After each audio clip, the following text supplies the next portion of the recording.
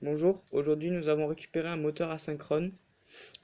C'est un moteur de sèche-linge industriel. Donc ses caractéristiques sont... Donc nous on va le brancher en monophasé, donc 220, mais il peut très bien être branché en triphasé. Donc il fait 2,1 ampères, 370 watts, 50 Hz et 1390 tours minute.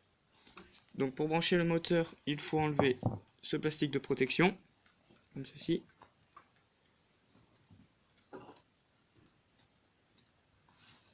Donc une fois cela fait, il vous faudra brancher votre moteur en triangle. Pour cela, je vous conseille d'aller voir sur internet. Une fois votre moteur branché en triangle, vous prenez le boîtier du départ, vous enlevez le presse-étoupe.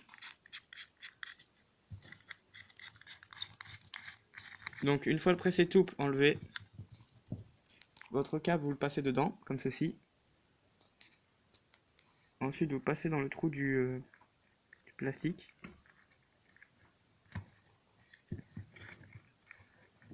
Il faut du mou.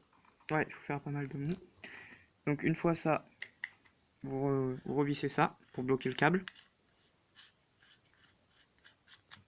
Et histoire de faire l'étanchéité. Donc, une fois que ça c'est fait, vous prenez votre terre.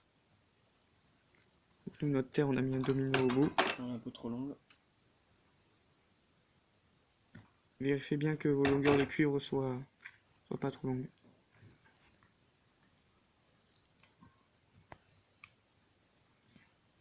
Donc vous raccordez la terre.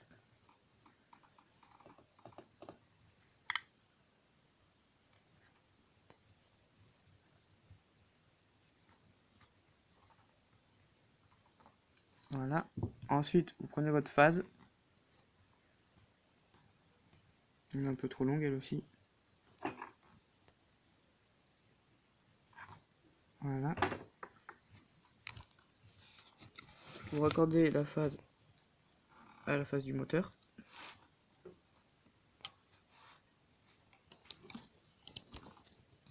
Je sais pas si vous voyez très bien, mais juste à gauche de la terre.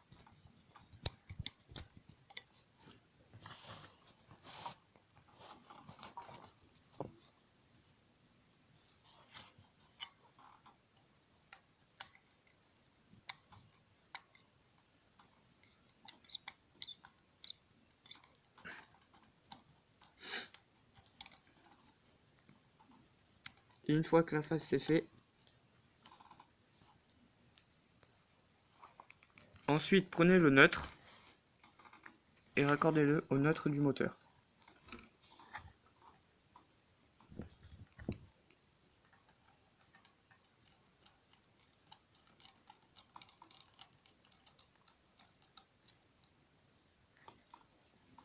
Serrez bien les connexions. Voilà, une fois que c'est fini, vous pouvez remettre le plastique de protection. Sans oublier le condensateur que vous branchez à l'une de vos phases à la phase et à l'un des pôles restants du moteur. Donc le condensateur, vous pouvez le calculer. Donc il vous suffit de relever l'ampérage du moteur qui est sur la plaque signalétique. Donc nous il fait 2 ampères et pour 1 ampère c'est 14 microfarades. Donc ce qui fait 28 microfarades. Nous le condensateur le plus gros qu'on avait c'était un 25 microfarades. Donc c'est à peu près équivalent.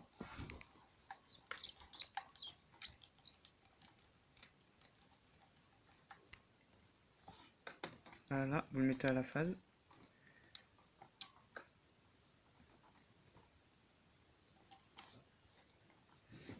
Il y a la phase restante, Ouais. du moteur.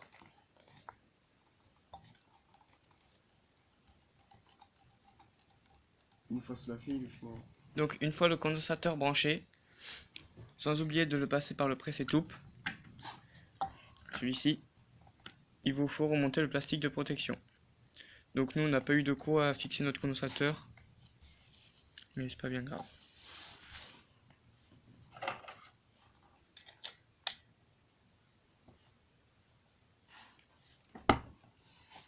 Voilà, serrez-le bien.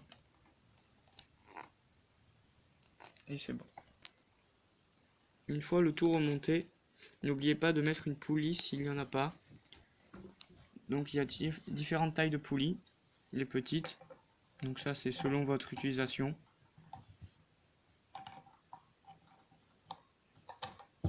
Voilà. Ou une grande. Ou une grande.